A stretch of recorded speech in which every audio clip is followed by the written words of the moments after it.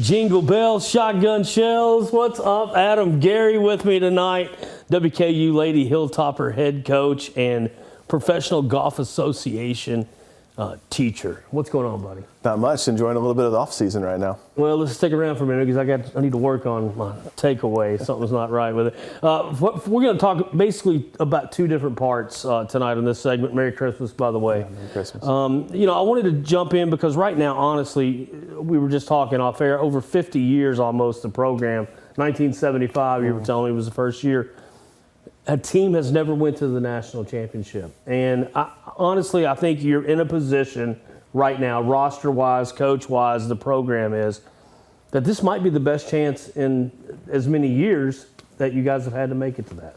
I think so. I mean, this team has really impressed me. Obviously, Katie Craig has been playing really well. She just cracked the top 100 in the World Golf Rankings this week. So she's played tremendous golf this fall. And we're the highest ranked team in conference right now. And obviously, Conference USA gets an automatic bid for the team winner.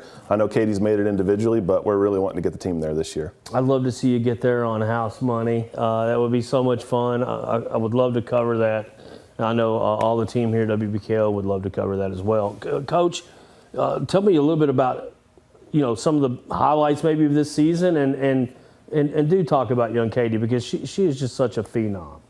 Yeah, I mean, I guess the highlight would be Katie winning University of Louisville's golf tournament earlier this fall. That was a big win for her, which took her to number 5. She's one behind Mary Joyner, so she's really wanting to get another win this spring to catch Mary or maybe even pass Mary this spring. So obviously she wants to make the ANWA or the Augusta National Women's Tournament, and that's going to be a real honor to get to. But she also went to Q School this fall, so we didn't have her at Mississippi State's tournament. So it was tough, but I'm proud of how the rest of the team kind of stepped up. Obviously, we have 4 juniors with Sydney Hackett playing some really good golf, obviously, this fall as well, having a top 5 at Purdue. And then Avery Klein had a second runner-up finish at Furman. So we've kind of spread it around and had a lot of different girls in the top 5 during some of these fall tournaments. So hopefully we can continue that momentum into the spring. I joke a lot of times when I talk about you and people ask me about you because you've been on my radio show for 10 years. We do it every week. I call him the Nick Saban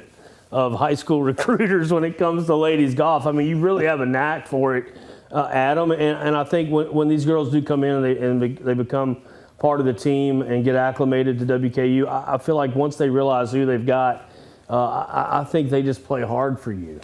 Yeah, the testaments to the players, obviously, having the facilities here in town, having the indoor facility and the 3 country clubs that we get to play, the community really gets behind us. Maybe that helps growing up here too. So it's fun to have everybody pulling for us. But yeah, this team really takes care of it in the classroom, on the course, and in the community. So I can't really ask for more. Well, Coach, can't wait to watch you this spring and see how you and the girls do in this quest. To win a conference, obviously, but that chance to go to the NCAA tournament. Well, speaking of the NCAA, and I would love for you to enlighten some folks.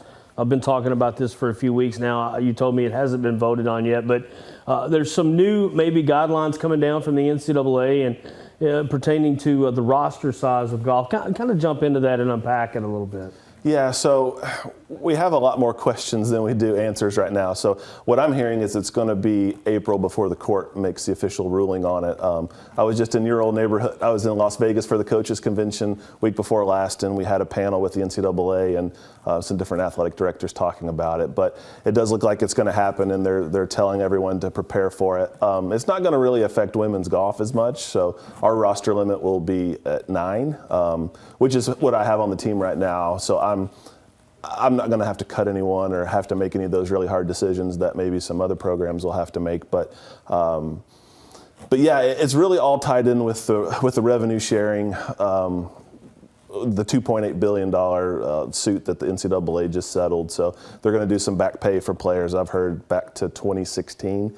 So some of those players will be eligible for it. And then going forward, there's going to be some revenue sharing up to, I've heard 22 million is the number that each school. So not only will the roster limits be capped, but it's going to change the scholarship. So there really probably won't be walk-ons going forward. So a lot of the revenue sports are really going to change a lot. I don't know that it's going to affect us as much as other ones, but yeah, some drastic changes are coming in 25 for NCAA sports. Well, just off the top of my head, that has almost got to spark, a higher level of play because it's going to be a lot less spots. Right. It's going to be a lot more competitive to get those D1 spots now. Merry Christmas to you, Coach. Merry Christmas. Always great to be your Always. friend. Stay with us for a little more Sports Connection Holiday Edition. Merry Christmas to all, and to all a good night. WBKO.